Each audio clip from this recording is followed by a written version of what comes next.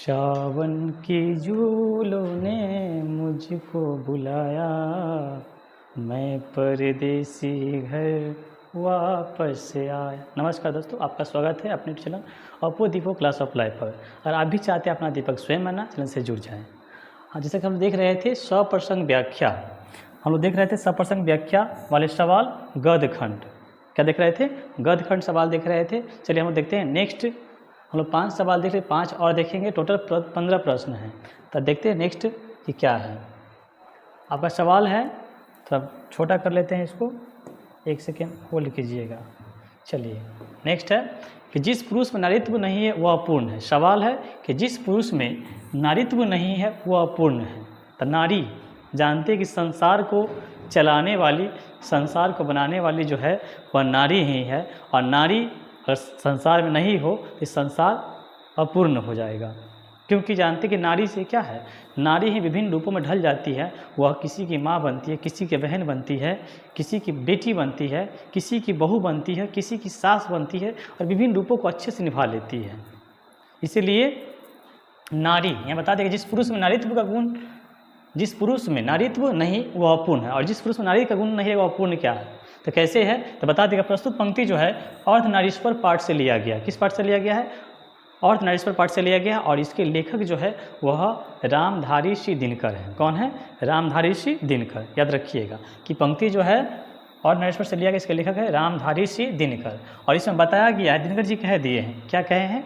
दिनकर जी कहे हैं कि जिस पुरुष में नारी के गुण नहीं है वह अपूर्ण है। यहाँ बता दिया गया है क्या चीज़, कि जिस पुरुष में नारीत्व नहीं है वह अपूर्ण है। क्यों अपूर्ण है? क्योंकि प्रत्येक नर को एक हद तक नारी बनना आवश्यक है। और क्योंकि नारी अगर गुण उसके अंदर नहीं आएगा तो वह क्या, उसका प्रवृत्ति जो है वो राक्षसों की भांति हो जाती है। ऐसा कहा जाता है, उन्होंने बता दिए हैं कि जिस पुरुष में अगर नारीत्व का गुण आ जाता है वह क्या होता है, पूजनीय हो जाता है। और क्या हो जाता है, उसका जो है मर्यादाहीन नहीं होती है।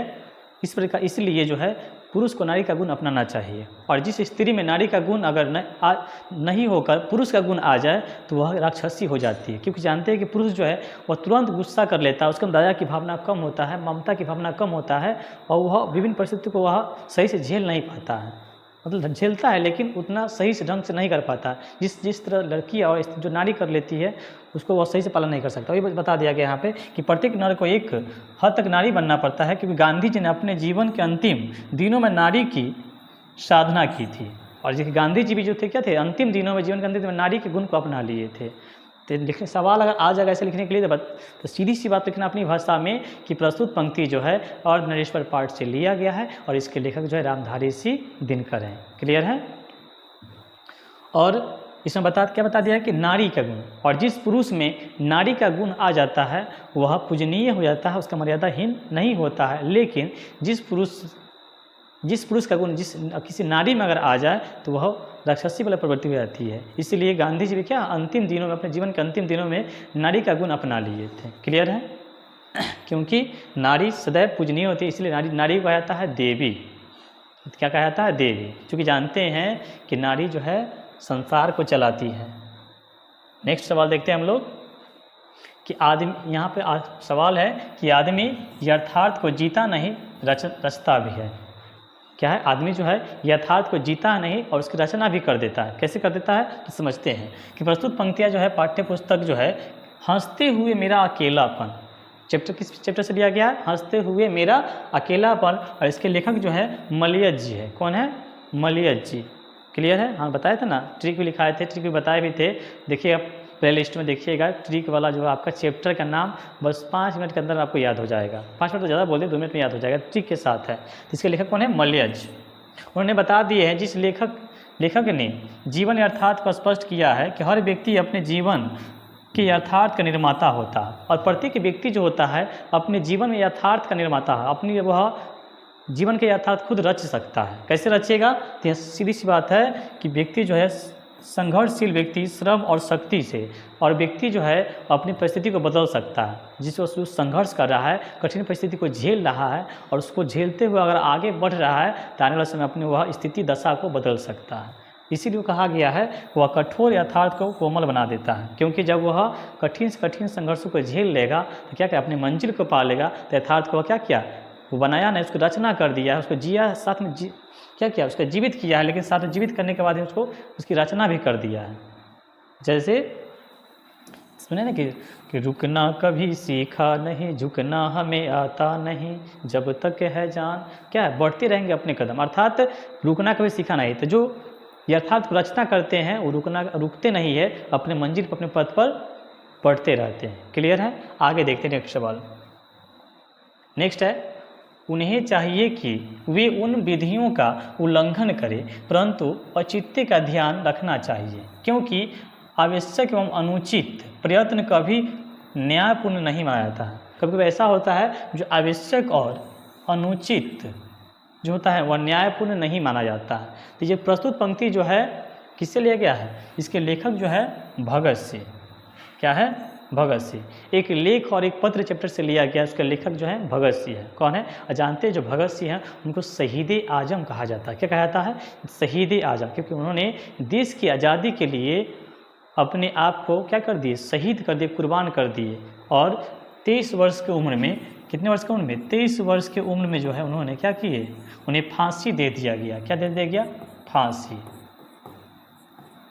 और कोई कहता है कि आज़ादी हमें चरखों से मिली है, गांधी जी के समर्थन से मिला, ठीक है, लेकिन आज़ादी संघर्षों से मिला है, बलिदानों से मिला, कुर्बानी से मिला है। देखिए जिस उम्र में अभी के दौर के जो बच्चे होते हैं क्या करते हैं? वह फ्रेंड बनाए घूमते हैं, इधर घूमते रहते हैं, स्टाइल के चक्कर में रहते हैं। इस समय यह अपने आप को बलिदान दे रहे थे, इसीलिए उनको कहा गया शहीद आजम। तो क्लियर है? तो इसे बता दिया गया, इसके माध्यम से उनमें मानवतावादी चिंतन का दिखाई पड़ता है और आवश्यकता अनुकूलन संघर्ष वे उचित मानते थे, अनावश्यक संघर्ष वे व्यर्थ समझते थे। बता दिया है कि जो उचित संघर्ष कीजिए, अनावश्यक संघर्ष नहीं करना है। ऐसा संघर्ष कीजिए जिसके आपको करने से फ़ायदा हो और लोगों का विकास हो, देश का विकास हो और लोग उस चीज़ को याद रखें, जिससे सभी का विकास हो। वो चीज़ को बस उस काम को करना है, वही काम किए थे ये। और उचित ढंग से विरोध करने की बात करते थे। लोक हित की रक्षा के लिए व्यक्ति के तुरंत क्रांति के लिए तैयार रहते थे। और जानते हो लोकतंत्र के जिस समय देश गुलाम था, आज़ादी दिलाने के लिए अंग्रेज़ों से बहुत संघर्ष किए और बहुत संघर्षों के बाद अपने बलिदानी के बाद जो तब जाके आज़ादी मिला है। उससे बताया गया कुछ जो काम होते हैं वह अनुचित होते हैं और प्रयत्न करने के बाद क्या होता है? वह न्यायपूर्ण भी बन सकता है। जब हम क्या प्रयत्न करेंगे तो क्या होगा? वह बिगड़ा हुआ काम भी बन सकता है। क्लियर है? आगे बढ़ते हैं। आपको दिखाई दे रहा होगा। तो देखिए कि नहीं, फौज लड़ने के लिए नहीं। ओ शिट, क्यों आ रहा है जी? पेन आ जाओ, पेन। चलिए, तो क्या है? फौजी वहाँ लड़ने के लिए है, वे नहीं भाग सकते हैं। जो फौज छोड़ के भागते हैं उसे गोली मार दी जाती है, क्योंकि जानते हैं कि जो फौज में जाते हैं बहुत कठिन संघर्षों के बाद फौज में एंट्री होता है। और जो फौज होते हैं वही हमारे देश के रियल हीरो होते हैं। जो रियल हीरो होते हैं वही होते हैं सैनिक होते हैं, फौज होते हैं, क्योंकि उसी से देश की रक्षा होती है। अगर बॉर्डर पर सैनिक नहीं हो, फौज नहीं हो तो क्या होगा? देश तुरंत ही बर्बाद हो जाएगी।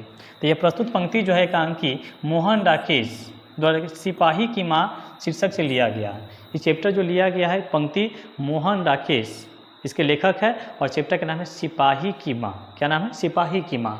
इन पंक्तियों में लड़ाई में फौज की क्या स्थिति होती है उसी का वर्णन किया गया। क्योंकि जानते हैं कि फौज लड़ने जाते हैं तो उसकी स्थिति क्या होती है उसका वर्णन किया गया है। जब भागी हुई लड़की वर्मा से आती है तो उसने मुन्नी से पूछती है। किससे पूछती है? उससे मुन्नी पूछती है कि तुम जिस रास्ते से आई हो उस रास्ते से फौज नहीं भागकर आ सकते?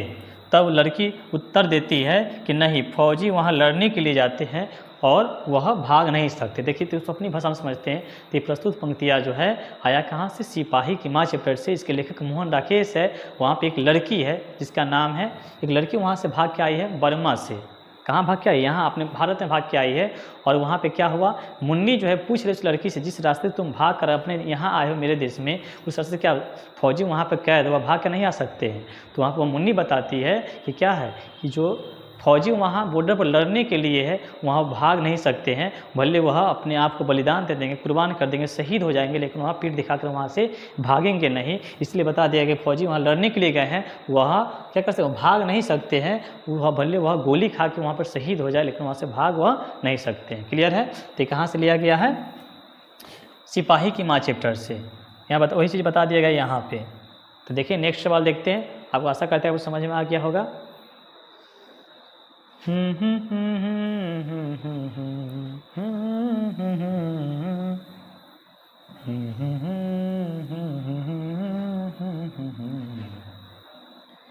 तेरे चेहरे की नरमियाँ। चलिए नेक्स्ट है कि वसुंधरा भोगी मानव धर्मांध मानव एक ही सिक्के के दो पहलू हैं। एक होता है वसुंधरा भोगी, एक होता है धर्मांध। धर्म को पालन कर धर्मांध कहलाता है, और वसुंधरा भोगी क्या होता है, अंतर देखते हैं। तो पहले ये चैप्टर जो कहाँ से लिया गया, पंक्ति जो है वो सदा नीरा पाठ से लिया गया है। कहाँ से लिया गया है? वो सदा नीरा पाठ से। इसके लेखक जो है जगदीश चंद्र माथुर है। कौन है? जगदीश चंद्र माथुर। और इस पंक्ति के माध्यम से कवि क्या कह रहे हैं देखिए। तो ये है इसके माध्यम से जिसमें लेखक ने प्रदूषण की समस्या का वर्णन किया है।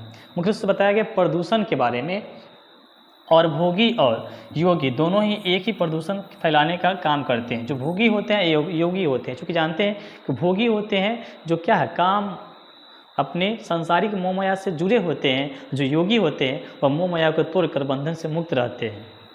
तो ये चीज़ बताया गया है। एक क्या है, कल कारखानों के द्वारा प्रदूषण फैलता है। प्रदूषण किससे फैलता है? जब कल कारखाने फैक्ट्री से प्रदूषण फैलता है। दूसरी तरफ गंगा या अन्य नदियों का जल भी धार्मिक व्यक्ति के द्वारा प्रदूषित किया जा रहा है। और एक और नदी और बांध बनाया जा रहा है और काटा जा रहा है, नदियों का जल प्रदूषित किया जा रहा है। और दूसरी ओर धर्मांध व्यक्ति धार्मिक अनुष्ठान के नाम पर नदियों को प्रदूषित कर रहे हैं। तो इसको आसान भाषा अपनी भाषा में समझते हैं। तो चूँकि यहाँ बता दिया गया है वसुंधरा भोगी। वसुंधरा भोगी का अर्थ हो गया कि वैसे व्यक्ति जो संसारिक मोह माया से जुड़े होते हैं, और एक होता है यहाँ पर धर्मांध जो क्या करते हैं, संसारिक मोह माया बंधन को तोड़कर क्या साधु बन जाए, वो धर्म को पालन करना शुरू कर देते हैं मुख्य रूप से। तो वैसे व्यक्ति क्या होता है, जो ये व्यक्ति होते हैं वसुंधरा भोगी होते हैं, वह क्या करते हैं, वह विभिन्न तरह के कल कारखाने स्थापित करके, फैक्ट्री स्थापित करके नदी के जल को प्रदूषित करते हैं। और जो ये होते हैं धर्मांध व्यक्ति, जो योगी होते हैं, साधु होते हैं, वो क्या करते हैं, वो नदी में स्नान करके नदी के जल को प्रदूषित कर देते हैं। अब किसी भी कारण से जल प्रदूषित हो, लेकिन प्रदूषित तो हो रहा है, वही चीज़ है यहाँ पे। और क्या कहना है यहाँ पे, यहाँ बता दिया गया है जो वसुंधरा भोगी व्यक्ति है वह क्या करते हैं, वह कल कारखाने से प्रदूषित कर रहे हैं, यह क्या कर रहा है, स्नान करके, और नदियों का जल प्रदूषित हो रहा है। और जो धार्मिक जो व्यक्ति होते हैं, धार्मिक धर्मार्थ को मानने वाला धार्मिक व्यक्ति, वह पूजा अनुष्ठान करते हैं और क्या करते हैं, वह जल में जाके, नदी में ही जाके क्या करते हैं, उस चीज़ को विसर्जित कर देते हैं। जैसे देखिए कोई मूर्ति पूजा हुआ, इतना प्यार से क्या करते हैं, लोग खरीद कर लाते हैं, मूर्ति स्थापित करते हैं, पूजा करते हैं, अच्छी बात है। लेकिन उसको जो है सिस्टम से मतलब क्या करते हैं, नहीं करके वह सिस्टम से उसको विसर्जन नहीं करते हैं और जल में जाते डायरेक्ट पलट देते हैं। इससे क्या होता है, उसका अपमान हो रहा है। इसीलिए उस चीज़ को बताया गया था, किसी भी कारण से वह खुद से करे या धार्मिक रूप से हो वह, लेकिन नदी जल प्रदूषित हो रहा है, जो हमारे स्वास्थ्य के लिए, हमारे लिए आने वाले समय के लिए वह हानिकारक है। क्योंकि जानते हैं कि पीने लायक जल जो है वह क्या है, 1% ही पीने लायक जल मीठा जल है। इसीलिए जल को प्रदूषित नहीं करना है। क्लियर है? आगे बढ़ते हैं। नेक्स्ट सवाल है, चलिए इतना ही है आज के, इतना ही। चलिए जाने से पहले करके वीडियो को लाइक कर दीजिए, सब्सक्राइब कर दोस्तों को शेयर कर दीजिए। और आपका अगला पार्ट जल्द ही आने वाला है, जिसमें आपको बता दें कि टोटल जो है आपको 15 सवाल जो है इस चैप्टर से है, गद्य खंड से। जैसे आपको यहाँ पर देख लीजिए थंबनेल में कि टोटल जो है 15 सवाल आपको कराया जाएगा, जो एग्ज़ाम के लिए बहुत ही महत्वपूर्ण होने वाला है। तो चलिए लास्ट में जाने से पहले धन्यवाद, थैंक यू, जय हिंद।